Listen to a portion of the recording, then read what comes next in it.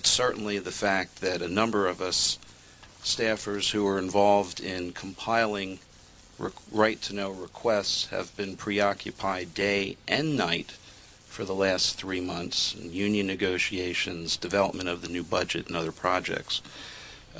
Having said all that, I believe Ms. Peroni's request for additional credit card information is just about complete. I know that the rest of the 2006 statements that she had requested were finished late this afternoon, and that some additional 2005 information I believe she has requested will be completed by Wednesday. So there you have it.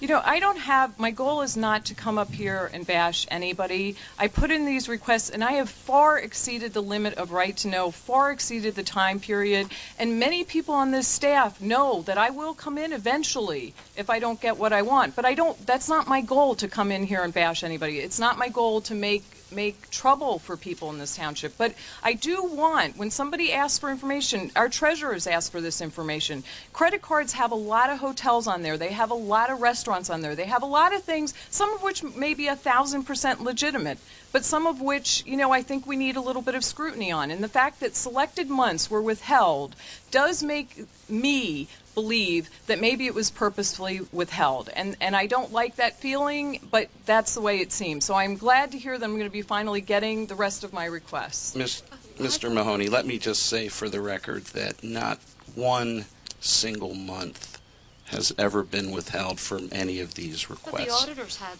most of the records. There may be certain card statements. In fact, the ones that I'm aware of are card statements that she and her helper couldn't read, that we've tried to make more legible copies for. There were additional months that hadn't been requested prior to this that we have now fulfilled. But the suggestion that any statements were particularly willfully withheld, well, it's just comical. Okay. Mr. Bayshore, what happens in a month if someone doesn't use their credit card? I mean, could that be part of it? If there is no credit card use for that month, is there any indication that there's no use as opposed to not getting a record of what may be on there? I mean, maybe you might clarify it. Yeah, there are a number of months in which certain people have no expenses on their credit card statement. Our practice has been we don't keep them.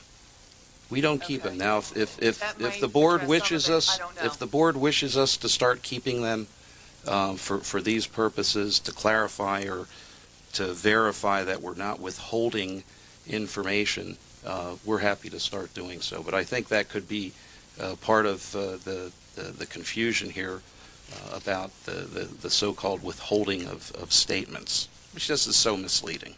Well, it's misleading by the same token to not get it, to get January, February, skip March, get April, get June, July, skip, it wasn't sequential. So, while they may be zeros, I find it highly unlikely because the cards in question were ones that there were significant amounts every month. So, again, there has been ample time on this. It's not a surprise that I'm here. There's a lot of people in this room that knew I was going to show up because I've asked, 100 times, how's it going? How's it going? Could you do this? Do you mind? Blah, blah. What are you doing with the credit card information? I mean, I haven't heard anything. You know what I'm doing? I'm compiling it to go and look at. I know personally how much has been spent on restaurants so far, hotels, conferences, and individual people. And personally, I think that's something that you guys need to know. I am looking at it because, to see the Ritz on there, I don't think is great. To see Disney World on there, I don't think it's... That's your opinion. The manager and the commissioners will make the decision whether it's okay, not you. You can comment on it, but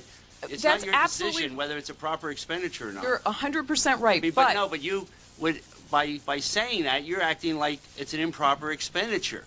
And it's not an improper expenditure. Just because you don't like it, that doesn't make it an improper expenditure. If there are people in this township who are struggling to pay their taxes, and people in this room are spending money on things that you're absolutely right. It may be just my judgment, but I bet you there's a whole bunch of people right behind me saying, yeah, I agree. I don't think we should be going to restaurants so much or spending money on different things that are Christina, optional. I go door to door in my ward all the time. I just visit everybody at the bond issue. Nobody brought up the credit cards to me. Nobody brought up the township cars to me. You know, all these major concerns here. Nobody brought up about over budgeting on the under budgeting on the health care expenditure. I mean, I talk to people about issues all the time, and I don't have 3,000 or 4,000 people, voters in my ward, bringing these issues up to me. I mean, they're concerned to yours. That's fine. You can have a concern. You can look at them, but I don't think you should, you know, massages. You know, all these key issues that you hit. You know, the township's being run properly. You didn't think that massages were considered an inappropriate expense, Bill? Come on. I don't think there's a person in this township that you can go and say, yeah, that seems reasonable to have massages in your office. Well, the way it was explained, but you make it a dirty thing. You know, you make it an evil thing. It is an evil thing to use our money. To you it is. Well, I believe there's a lot of people in this township who would believe that that's not fiscally responsible. Where are they? I talked to 4,000. Nobody brought up massages to me when I visited everybody in my ward in September and October. I've had a lot of people come to me. Okay, so I No, but you come to the meetings and you can say whatever you want, and you can imply that the credit cards, there's all this crooked stuff behind the credit cards. You don't like some of the expenditures. There's crooked things behind this. Well, guess what? You're not a commissioner. You're not the township manager. We approve all that. If you want to object to things, you can object to all you want. Okay, but these things are all approved by the township. We're sitting here. We do this on a daily and monthly and weekly basis. We look at these things, and we discuss, and we ask questions. And I can tell you that I have requests that I have to wait a month and a half for, because I know the staff's doing other things. I just can't then expect to drop everything and run and fill in Bill Spengler's request for this information. Let me jump in here. The difficulty is there's this tension between the public's right to know, and you have an absolute right to various documents which are considered to be public records, and you can probably quote chapter and verse the Right to Know Act to me, I'm sure, at this point in time.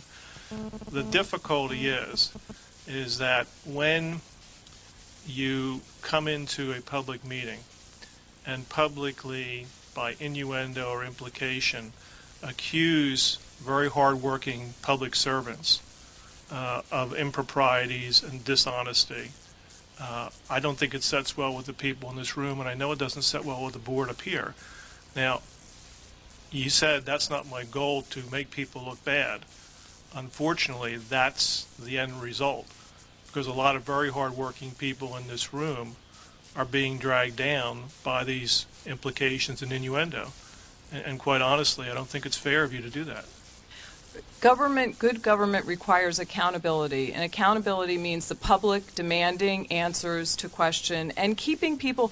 I strongly believe that if the public is not a watchdog, if our newspaper is not a watchdog, then government, just by definition, can get very sloppy. And my hope is that by asking questions and bringing things to the public, that this government tries not to be sloppy. And that is my goal, because I care deeply for Radnor Township.